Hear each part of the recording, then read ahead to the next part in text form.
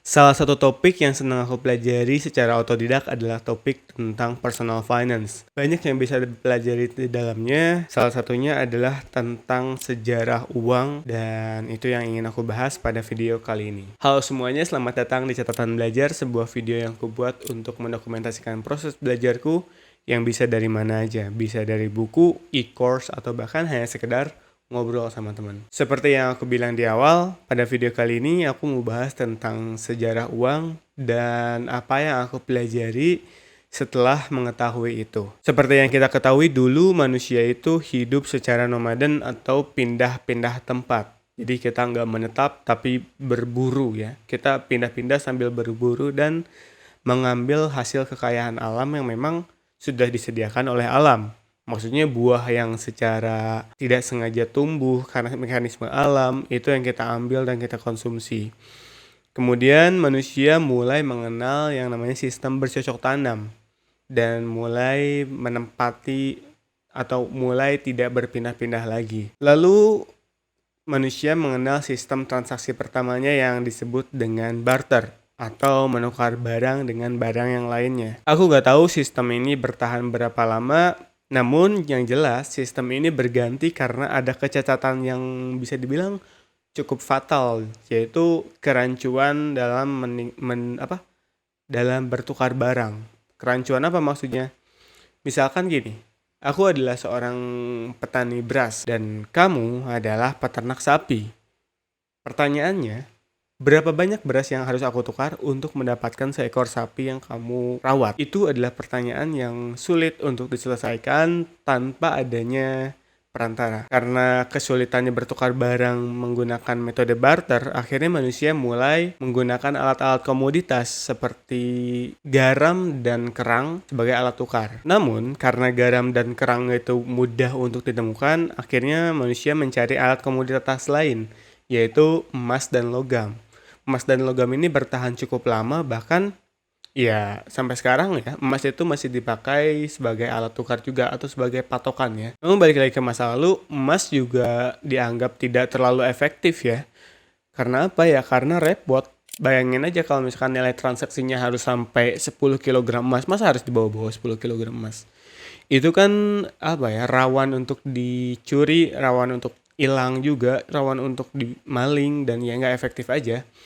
Akhirnya manusia mulai mengenal sistem mata uang menggunakan kertas, yang mana mata uang kertas pertama itu memiliki jaminan emas. Jadi ya udah, emas yang tadi 10 kilogram disimpan di tempat yang aman.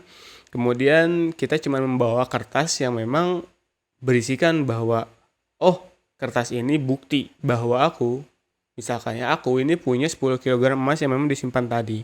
Kalau memang kamu mau ambil emasnya silahkan, kamu cukup bawa kertas ini tunjukkan ke orang ini.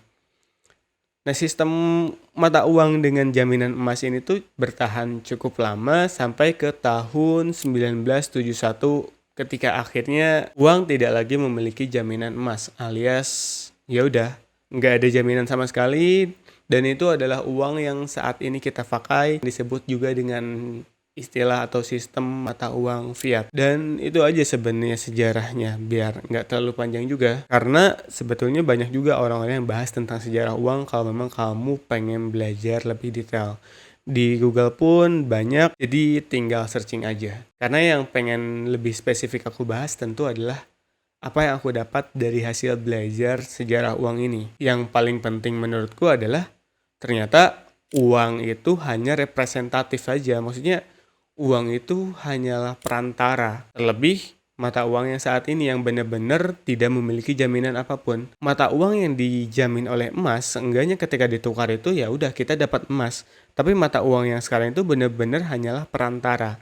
Hanya sekedar representatif yang mana akhirnya menjadi sia-sia kalau kita mengumpulkan uang ini karena ya nggak ada jaminan apapun. Dengan menyadari ini, aku belajar untuk ya udah jangan menabung uang karena ya dia tidak memiliki backup apapun. Akhirnya aku mencari apa yang sebenarnya penting dan layak untuk dikoleksi. Ternyata ya bisa dibilang ada beberapa, salah satunya misalkan bisnis ya. Karena dari bisnis itu kita bisa memproduksi sesuatu. Misalnya ya pulpen, buku, laptop, itu kan hasil dari berbisnis. Atau mungkin yang lain yang benar-benar berharga itu adalah tanah yang subur ya. Bahkan mungkin yang gak subur pun bisa jadi ini ya, lahan buat berbisnis itu bisa dipakai buat membangun rumah, properti, dan lain-lain. Tapi tanah-tanah yang subur tentu ya bisa dipakai untuk menanam sesuatu dan menghasilkan sesuatu. Akhirnya dengan mengetahui dua fakta ini aja, aku sadar bahwa ya sekali lagi, aku jangan menyimpan uang fiat, tapi ya uang fiat ini tuh aku harus tukar dengan hal-hal tadi, misalkan tanah yang menghasilkan atau bisnis.